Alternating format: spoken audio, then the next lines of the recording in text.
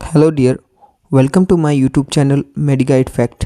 Dear, आज हम पढ़ने वाले हैं न्यूपोरेट इंजेक्शंस या सोडियम वॉल्परेट इंजेक्शंस के बारे में। तो आइए जानते हैं उसके इंट्रोडक्शंस के बारे में। Nuporate injections 5 ml is an anti epileptic medication. यह एक एंटी एपिलेप्टिक मेडिकेशंस है used in the treatment of severe epileptic seizures fits. इसका use severe epileptic seizures and fits को ट्रीटमेंट के लिए यूज़ में लिया जाता है and to prevent seizure during और after severe head injury and neurosurgery.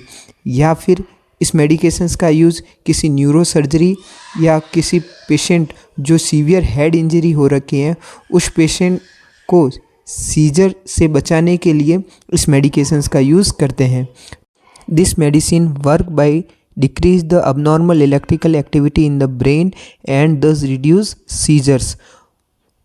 यह मेडिकेशन किस तरह से काम करती हैं? यह ब्रेन में होने वाली abnormal इलेक्ट्रिकल एक्टिविटी को कम करती हैं जिसकी वजह से सीजर्स आना बंद हो जाते हैं। Common side effect including sleepiness, dizziness, nausea, headache and weakness. इसका अगर यूज़ हम करेंगे तो हमें स्लीपनेस, नोजिया, वॉमिटिंग ये सारी समस्याएं हो सकती हैं। नाउ हम बात करते हैं उसके डोजेज एंड एडमिनिस्ट्रेशंस की। तो doses, the dose varies depend on the indications, age and weight of the patient. इसकी जो डोज हैं वो पेशेंट के एज, वेट और पेशेंट की कंडीशन पर निर्भर करती हैं। लेकिन अगर इसका यूज़ करते हैं तो इसकी स्टार्टिंग डोज 200 mg TDS मतलब मैक्सिमम 600 और मैक्सिमम डोजेज इसकी होती हैं 24 mg per day, 2400 mg per day available in. यह medications tablet, syrup and injection form में अवेलेबल है। Administrations, sodium valproate injection is administered intravenously. इस मेडिकेशंस का यूज़ जो है वो इंट्रावेनसली यूज़ किया जाता है। जो सोडियम वॉल्परेट इंजेक्शन है उसकी बात नाउ हम बात करते हैं इस मेडिकेशंस के साइड इफ़ेक्ट के बारे में। तो ये मेडिकेशन गैस्ट्रोइंटेस्टाइनल पर किस तरह से इफ़ेक्ट करती है? अगर इस मेडिकेशंस का लंबे समय तक यूज़ करते हैं तो यह या फिर इस मेडिकेशंस को हम यूज़ करते हैं तो nausea, vomiting, diarrhoea and abdominal pain हो सकता है। न्यूरोलॉजिकल ये पेशेंट्स में dizziness, drowsiness, headache and tremors जैसी समस्याएं पैदा हो सकती हैं। हेपेटिक मीन्स लीवर पर ये किस तरह से इफ़ेक्ट करती है? तो लीवर के जो एंजाइम है उसको एलिवेटेड कर सकती हैं या फिर लीवर डैमेज जैसी प्रॉब्लम भी हो सकती हैं। हीमेटोलॉजिकल में ये पेशेंट में ब्लड डिस्क्रैसियस इंक्लूडिंग एनीमिया या थ्रोम्बोसाइटोपिनिया। थ्रोम्बोसाइटोपिनिया मीन्स प्लेटलेट को आपके डिक्रीज कर सकती हैं। नाउ हम बात करते हैं उसके कॉन्ट्रा इंडिकेशंस की। तो first of all hepatic impairment. Sodium valproate is contraindicated in patient with severe hepatic impairment. ये ऐसे पेशेंट के बारे में बात की जाती है जिनको लीवर की किसी तरह की डिजीज़ है तो इन पेशेंट में न्यूपोरेट इंजेक्शन नहीं देते हैं। Second one is pregnancy. Sodium valproate is contraindicated in pregnant women specially during the first trimester. जो प्रेग्नेंट वुमेन है उसमें सोडियम वॉल्परेट यूज़ नहीं करते हैं और अगर करना भी है तो फर्स्ट ट्राइमेस्टर में तो बिल्कुल भी नहीं करते हैं। नॉन हाइपर सेंसिटिविटी, ऐसे पेशेंट जो सोडियम वॉल्परेट से हाइपर सेंसिटिविटी है उन पेशेंट में भी ये मेडिकेशन नहीं देते हैं। नेक्स्ट हम बात करते हैं उसके स्टोरेज की। तो इसको नॉर्मल रूम टेम्परेचर पर ही रखा जाता है जो 20 डिग्री सेल्सियस से 25 डिग्री सेल्सियस होता है। नेक्स्ट हम बात करते हैं ड्रग इंटरेक्शंस की। इंटरेक्शन मीन्स अगर ये पेशेंट कोई न्यूपोरेट ले रहा है मेडिकेशन तो उनको ये मेडिकेशन के साथ में नहीं देना चाहिए। अब क्यों नहीं देना चाहिए आगे पढ़ते हैं। सोडियम वॉल्परेट में be interact with other anti convulsants such as phenytoin and carbamazepine. यह फिनोटोइन और कार्बोमेज़ेपिन जो है इसके इफ़ेक्ट को कम कर देती है। वार्फरिन के साथ में नहीं देते हैं। क्यों? क्योंकि यह पेशेंट में ब्लीडिंग जो है को इंक्रीज कर सकती हैं।